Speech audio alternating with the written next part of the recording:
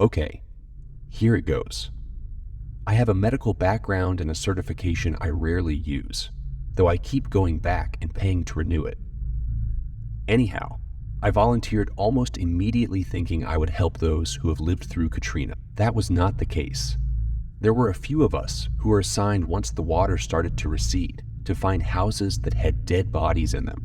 If you've ever had to do a body recovery when it has been lying around in the heat and the water for days, sometimes weeks at a time, you know how it smells. It does sort of smell like any other dead carcass, but worse. I can't explain it. Maybe somehow sweeter smelling. Anyway, the key to not vomiting when you smell them is Vicks in under and around the bottom of your nose. It doesn't keep all the smell out but enough until you can at least tolerate the smell without vomiting. We had to go to each house and go inside in wading boots and look for bodies. Many of them washed out to sea, but some were still in the houses they had lived in prior to the hurricane. If we found a body, we spray painted a big X on the outside of the house. This other guy and I had been doing it for a while, and we got assigned each other almost every day. We got along okay, and he didn't vomit at the ones that had been gotten to. We came up to this one old shack. I say shack because it was pretty run down and in what had been a very bad neighborhood. Right away, I got chills down my spine. I knew there was something really wrong. Not like find a body kind of wrong, but chilling kind of wrong. New Orleans has certain areas that just give off these vibes, and my understanding is there is a lot of voodoo practiced in certain areas. Anyway, against everything my body was screaming at me, we went in the house. The first thing I could smell was a body. The second was something almost earthy and mold. I looked at my partner. I will call him Jay. He was white as a sheet. I could tell he was getting that same feeling I had been getting. It was obvious from the weird bones hanging from the ceiling. I would bet money they were cats. Something odd had been going down in the house, as well as strange beads and carvings in the bare wood in the walls. We went into what was a kitchen, and there chained to a beam was an old lady, or what was left of her. She had chained herself by her wrists to the beam. The creepiest thing was her face still looked as though she were alive and staring at us with a wicked smile, showing only partial teeth.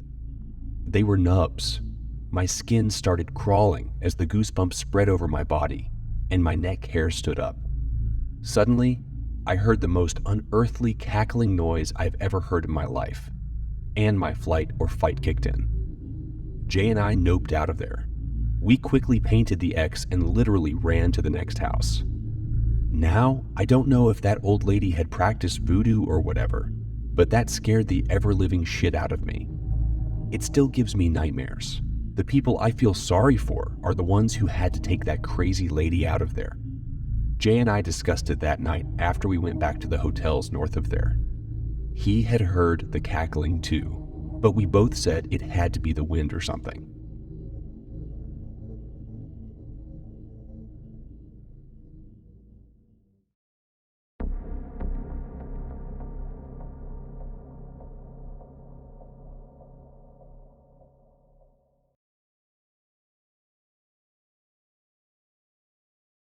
I grew up in a densely forested rural area in central Virginia, and like most kids, my age, 10, at the time of this story, I spent a lot of time playing in and around the woods. My best friend and I had found a creek one day while exploring different deer trails through the woods. This creek we happened on was a very rare find, and the perfect spot for us to play. It was wide and deep enough to swim around in, and had nice, soft, mossy banks on either side to rest on. After we had tired ourselves out, the water was cool and clear, no copperheads, and no mosquitoes because the water was constantly running. We were psyched.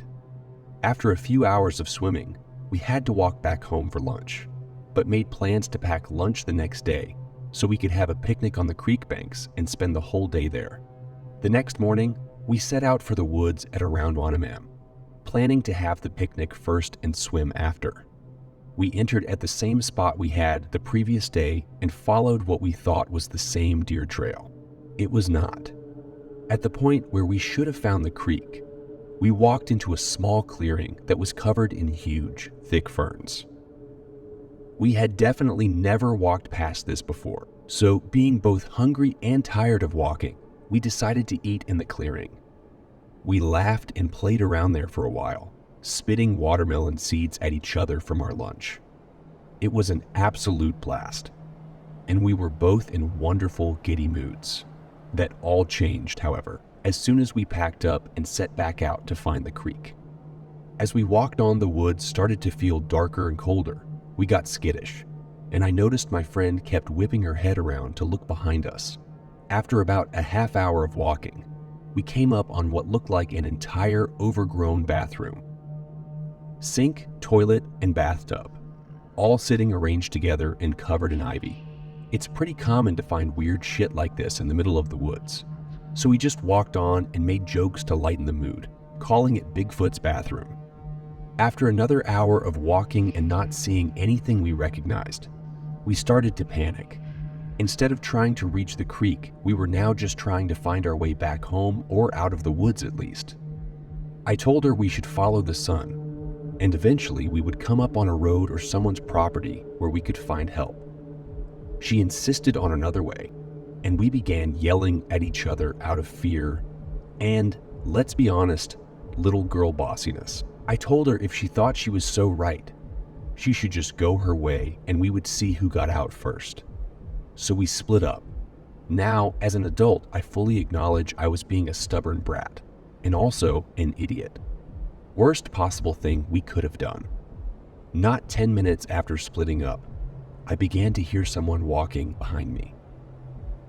Thinking it was my friend deciding to go my way after all, I slowed down so she can catch up to me. Instead, whatever it was matched my pace. I slow down, it slows down. I stop, it stops. This went on for hours. The whole time I was going back and forth on whether or not it was in my head, or there was really something following me. I picked up a big stick, swung it a few times to make sure it was sturdy if I had to hit someone, and trucked on. As it began to get dark, I came up on something that made my heart sink into my stomach. It was Bigfoot's bathroom. I had just walked in a huge circle for hours, despite being 100% sure I was following the setting sun west the entire time.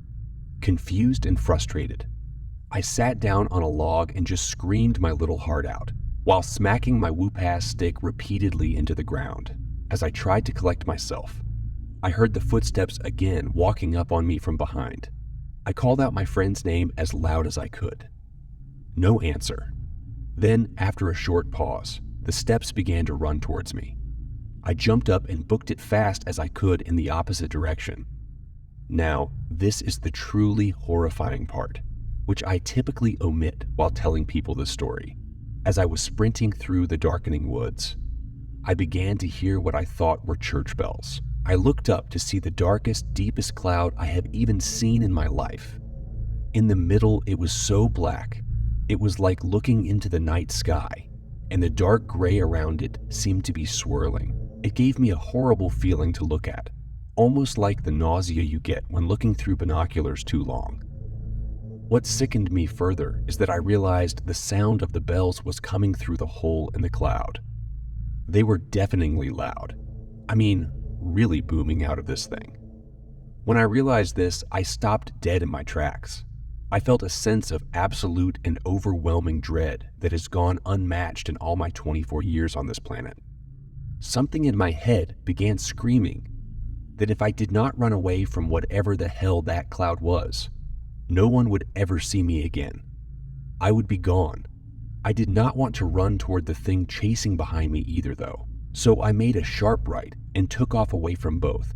It was now completely dark, and I was running blind through the woods, smacking through branches, wheezing and tripping every few feet for what seemed like another hour, until I smacked into something low and flew over it, hitting the ground so hard all the air in my lungs was knocked out of me. As I lay there trying to recover, I realized I couldn't hear the bells anymore. Then my eyes adjusted more to the dark, and I realized what had just made me go ass over teeth was an old fence. Grabbing hold of it, I prayed it would lead me to a farm, and sure enough, it did.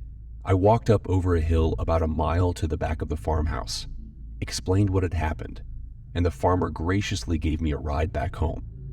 I was covered head to toe in scrapes, oozing blood, and more exhausted than I had ever been in my life. But I was finally safe. It was past Nightman when I finally walked through my front door. My friend had gotten back shortly after we split and figured I had as well, so hadn't told anybody I was lost. And my family just figured I was still out after dark, which wasn't uncommon for me. They were shocked when I walked in, beat up and crying. Nobody had been looking for me at all.